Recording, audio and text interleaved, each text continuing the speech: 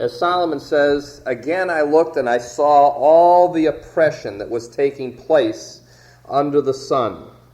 I saw the tears of the oppressed, and they have no comforter. Power was on the side of their oppressors, and they have no comforter. No one to offer them pity or compassion. And we have been bombarded day in and day out with the media coverage of the bombardment of Yugoslavia and its cities and the genocide that has taken place against the Kosovos and the Kosovars. As you look at our world, you see Iran, Iraq, Lebanon, Israel, Palestine, China, Russia, Haiti, Cuba, Africa, Ethiopia, South Africa, India, Pakistan, Yugoslavia, the Kosovars. The list goes on of peoples of this planet who are oppressed by oppressors. And it seems what Jesus said, that in the end times there will be wars and rumors of wars, continues to escalate in our day. Solomon says in verse 2, and I declared, I think the New American Standard translation is better. He says, I congratulate the dead who had already died. They are happier than the living who are still alive. And better than both is he who has not yet been born, who has not yet seen the evil that is done under the sun. As we watch our news media, your heart cannot help but go out to the Kosovars in these dilapidated camps they call little cities. The brutality that has fallen upon these people has no doubt taken the desire for life from them. In James chapter 4, verse 1, James tells us, what causes fights and quarrels among you? Don't they come from your desires that battle within you? You want something, but you don't get it. You kill and you covet, but you cannot have what you want. You quarrel and you fight. You do not have because you do not ask God. And when you ask, you do not receive because you ask with wrong motives, that you may spend it upon your own pleasures. Whether it's the conflict of two little children fighting over a toy, or two powerful world leaders fighting over land, at the heart of conflict is selfishness, is greed, is the desire to have something for one's own pleasure instead of for the good of all involved. Yes, so we see the same kind of oppression, and even greater than what Solomon saw, and I hope that it troubles our soul. In verse 4, he goes on to another kind of conflict, another source of selfishness or envy. In verse 4, he says, and I saw that all labor and all achievement springs from man's envy of his neighbor.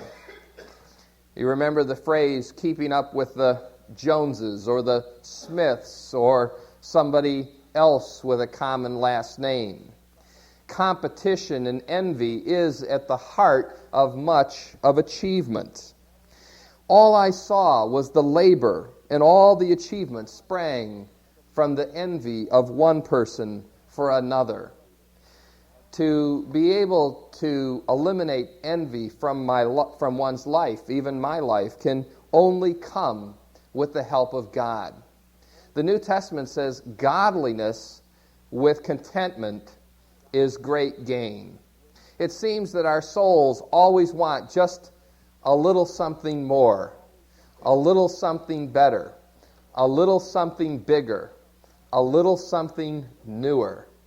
And all of that just creates a kind of dissatisfaction in our own hearts and lives. Solomon says all of this is meaningless, and it's just a chasing after the wind if you cannot find a contentment, a rest, a satisfaction in one's soul. Verse 5, the fool folds his hands and ruins himself. Solomon certainly does not suggest a lazy lifestyle is correct. In fact, in the book of Proverbs, he says, lazy hands make a man poor, but diligent hands bring wealth. The sluggard craves and gets nothing, but the desires of the diligent are fully satisfied. Do not love sleep, or you will grow poor. Stay awake, and you will have food to spare. The sluggard's cravings will bring the death of him, because his hands refuse to work. A little slumber, a little sleep, a little folding of the hands to rest, and poverty will come on you like a bandit, and scarcity like an armed man. We cannot be lazy about life. We cannot be lazy about work, for we have been called to work. And when we work, we should work hard, not hardly work, for that is part of life. But there is a balance to life also. It cannot be that of laziness. Verse 7, verse 5, the fool folds his hands and ruins himself. But verse 6, better one handful with tranquility than two hands with toil and chasing after the wind. We need to find a balance in life. It cannot be all work, neither can it be all play, unless you've hit the lottery or something like that. But even having all that money can be a lot of work and a lot of worry. Solomon says that he wants us to find contentment in life. He wants us to find some tranquility and some satisfaction. And in order to do that, we need to have one hand that is filled with work. That's part of life. But then, on the other hand, we need to find some rest and relaxation and tranquility.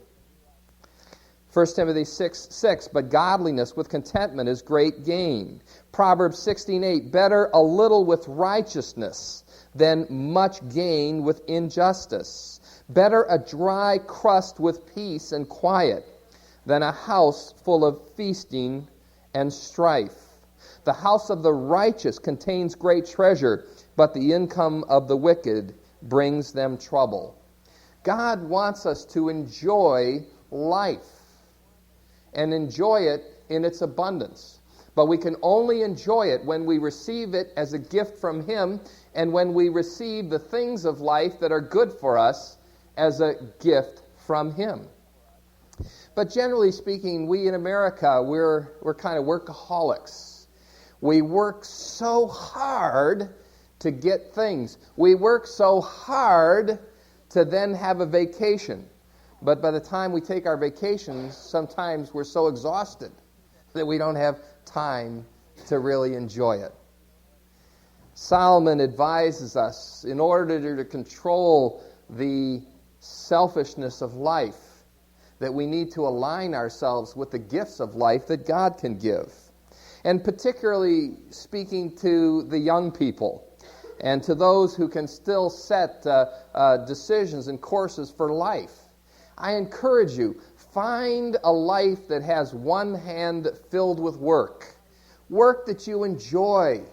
Work that is productive. And work for the glory of God. Whatsoever your hand finds to do, do it mightily as unto the Lord. Work is an expression of worship as we do things for God's honor and glory.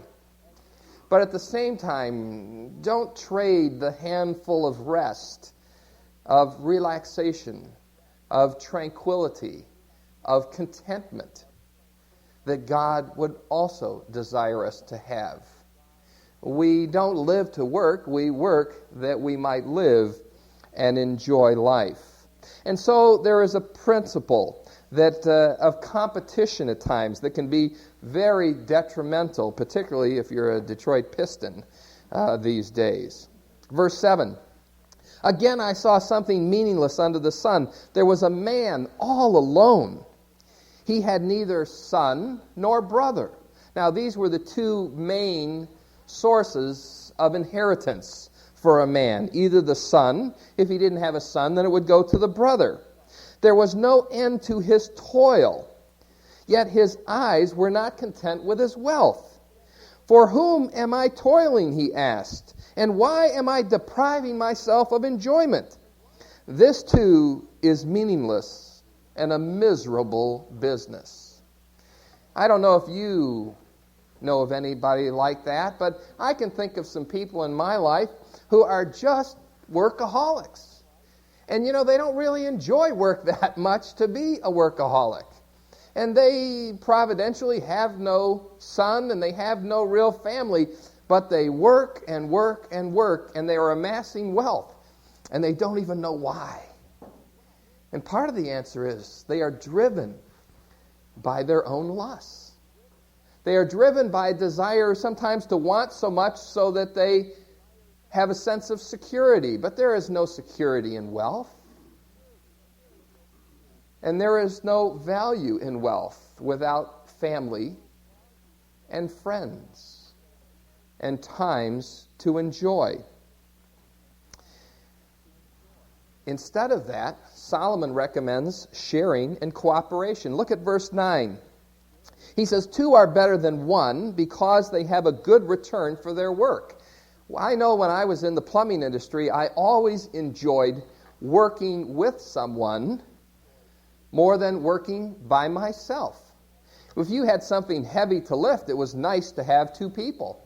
If I was running plumbing from this story up to that story, it was nice to have somebody up above to help align the channel. It was nice to have lunch with somebody. It was nice to talk with somebody. And if you were hurt on the job, it was nice to have somebody to take you to the hospital, which happened occasionally. Not quite Tim the Tool Man, but it happened occasionally. Verse 10, if one falls down, his friend can help him up. But pity the man who falls and has no one to help him up. Also, if 2 lie down together, they will keep warm. But how can one keep warm alone? Though one may be overpowered, 2 can defend themselves, and a cord of 3 strands is not quickly broken.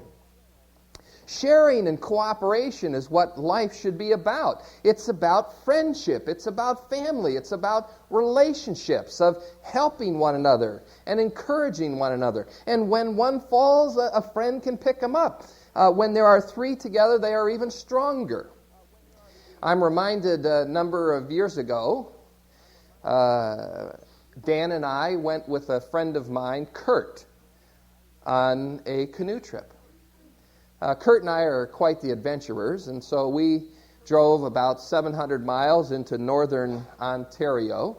We took a train about another 100 miles. We got off the train and walked about 2 miles with our canoe and all of our stuff through some thick tega to find a river that nobody knew about. And we rested that night. We never would have made it individually. It took all 3 of us to move that canoe and all of that stuff that we thought we needed to the riverside. And the next morning we got on the river. And it was calm and it was beautiful. And we got our poles out and we were going to do some fishing. And the next thing you know, we went around a sharp bend and we heard the crashing of water. We put our poles down and we picked up our paddles as quickly as we could, and we saw the rushing waterfall in front of us.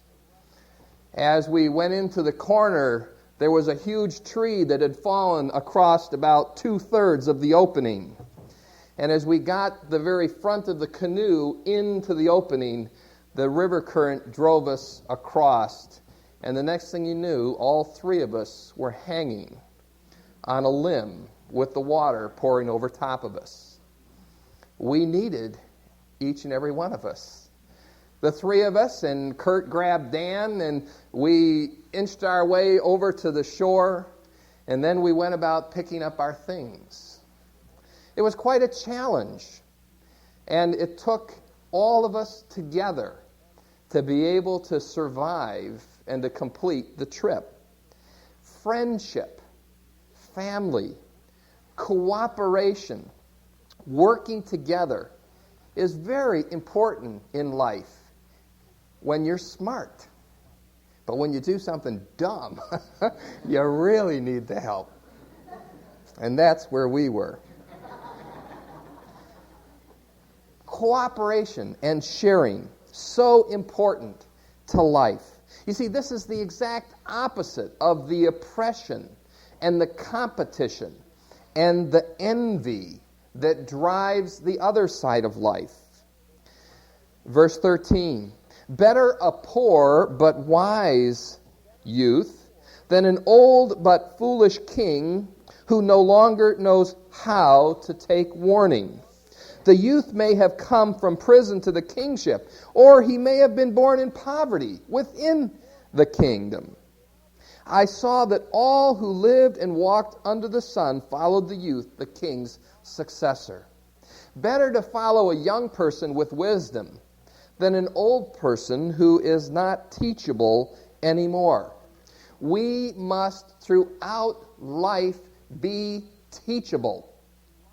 We must throughout life be willing to receive wisdom from wherever its source is. And just because we're older doesn't mean that we have all of the truth, does it? Now, 90%, 95%, maybe. But there's always that 5% out there. Maybe 10% in some situations or more. But there is always the opportunity that throughout life we need to learn. And leadership is dependent mostly upon wisdom, and particularly wisdom from God. He says, I saw that all who lived and walked under the sun followed the youth, the king's successor. There was no end to all the people who were before them.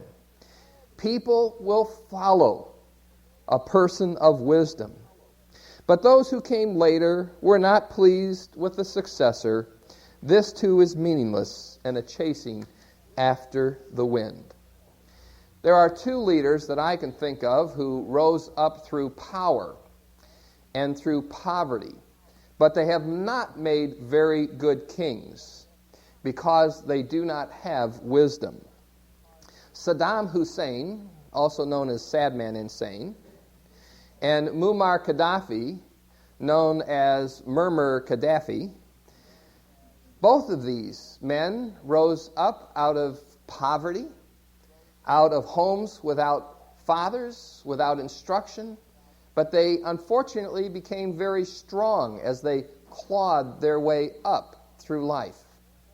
And both of these men have brought great suffering upon their countries and great suffering because of their lack of wisdom. We might even find some examples here in the United States, if we weren't careful, of leaders who lack wisdom to really guide and direct the people. Our world is filled with oppression. And it is filled with oppression because all too often people get caught up in competition and they get caught up in a selfish kind of lifestyle. You know, it's interesting that of all the games played in every sport, whether it's baseball or whether it's football or whether it's hockey or something else, there is only one team that is the final winner. There is only one game that is the final winner. And everybody else is seen to be losers. What is the value of that kind of competition in life? What we should do as believers in Jesus Christ is value cooperation, value sharing, value giving more than taking. I think Solomon is saying to us, don't be selfish, but be sacrificial. The joy of life comes in the giving, not in the taking. Find work that you enjoy and learn to cooperate in that context. We have some friends who are missionaries in Africa. They have a very important role in Africa in their missionary ministry because they are veterinarians. Amen? Very important work, Bob Hott would say, as a veterinarian.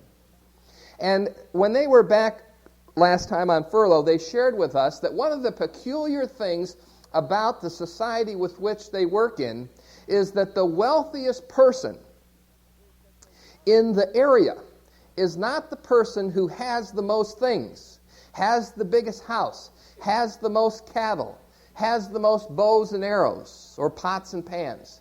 That is not the wealthiest person or the most honored person in the community. But the wealthiest and the most honored person in the community is the one who is owed the most because they have given it all away for the good of the community. That's an interesting system, isn't it? That the one who is honored the most and is considered the most wealthy is the one who has given it away the most. And I think that that's a good illustration of what Solomon would encourage us to do in life. Have one hand filled with work, but have the other hand filled with tranquility and contentment. Don't spend all of your time for things, but spend your time for people. Make decisions in life that are balanced, and seek in the development of cooperation and sharing to develop friends and family who will be there during the difficult times.